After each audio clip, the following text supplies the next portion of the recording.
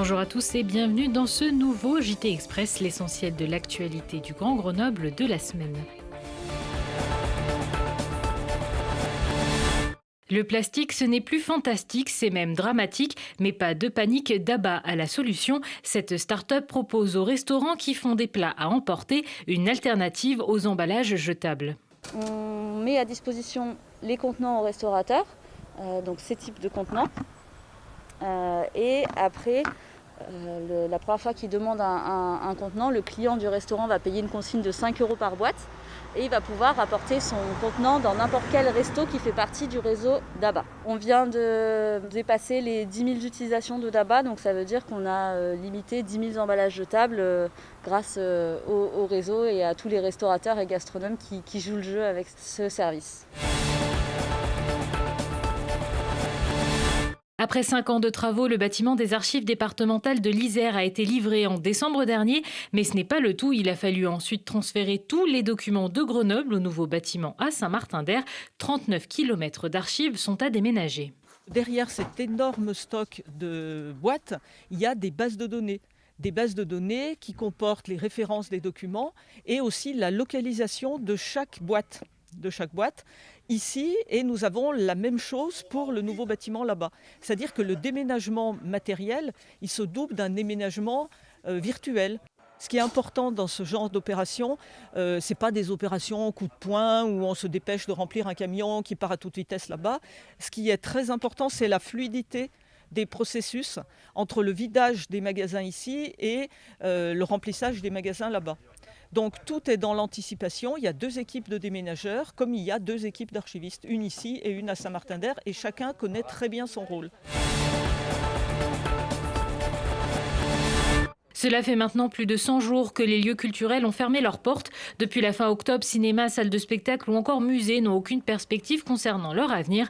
De nombreuses personnalités du monde de la culture ou encore de la politique lancent un appel pour réouvrir ces lieux. C'est le cas du président du département de l'Isère, Jean-Pierre Barbier, qui a interpellé le gouvernement lors d'une conférence de presse au musée dauphinois où les expositions sont en attente de visiteurs. C'est le cas de l'exposition Un amour de vélo qui est prête depuis 2 mois et demi. C'est un appel à la réouverture des musées parce que je crois qu'aujourd'hui, nous avons besoin de cette culture. Il n'y a aucun risque à réouvrir les musées. Nous sommes prêts à le faire dans le respect, bien sûr, du protocole sanitaire. Nous avons 5000 mètres carrés. Si on met une jauge, par exemple, à 100 personnes, les gens rentrent masqués. Nous avons du gel hydroalcoolique.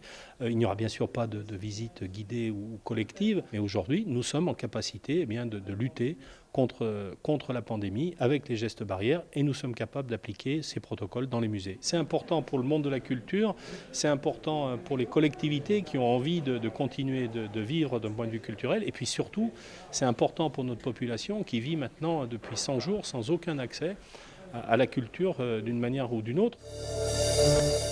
Depuis plusieurs jours, de nombreux étudiants des instituts d'études politiques de France dénoncent et témoignent sur les réseaux sociaux des faits de viol, d'agressions sexuelles et de harcèlement sexuel avec le hashtag ScienceSport. À Grenoble, 2 enquêtes préliminaires sont ouvertes pour des agressions sexuelles. Le procureur de la République de Grenoble, Éric Vaillant, indique avoir reçu 2 signalements d'agressions sexuelles par la direction de Sciences Po Grenoble les 25 janvier et 8 février dernier. De son côté, la directrice de l'Institut a réagi dans un communiqué réitérant, je cite, sa condamnation la plus ferme de ces actes abominables et souhaite entendre les propositions des élus étudiantes et étudiants ainsi que celles des associations étudiantes agréées de Sciences Po Grenoble pour lutter contre les violences sexistes et sexuelles. L'acteur Samy Bouajila, originaire d'Échirolles, vient d'être nommé au César dans la catégorie meilleur acteur pour son rôle dans le film Un fils de Mehdi Barsaoui. Samy Bouajila, que nous avions rencontré la dernière fois lors d'un tournage dans l'agglomération grenobloise.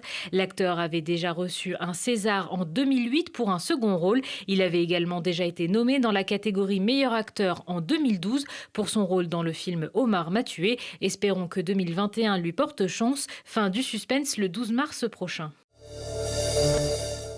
Avec un couvre-feu à 18h ainsi que la baisse de fréquentation du réseau TAG, le syndicat mixte des mobilités de l'aire grenobloise, le SMAG, avait décidé de limiter son offre de transport en soirée avec un dernier départ de tram à 20h30. Une situation compliquée pour de nombreuses personnes dont le travail se termine après le couvre-feu. Le SMAG et la CEMITAG ont donc mis en place un nouveau dispositif depuis mercredi soir pour essayer de faciliter les déplacements de ces usagers. Il y a 3 grandes lignes. Une première qui part du CHU Michalon tous les soirs à partir de 21h45, qui se dirige en direction du centre-ville, notamment vis-à-vis de l'arrêt Victor Hugo, qui est un point de connexion et de correspondance avec les autres lignes.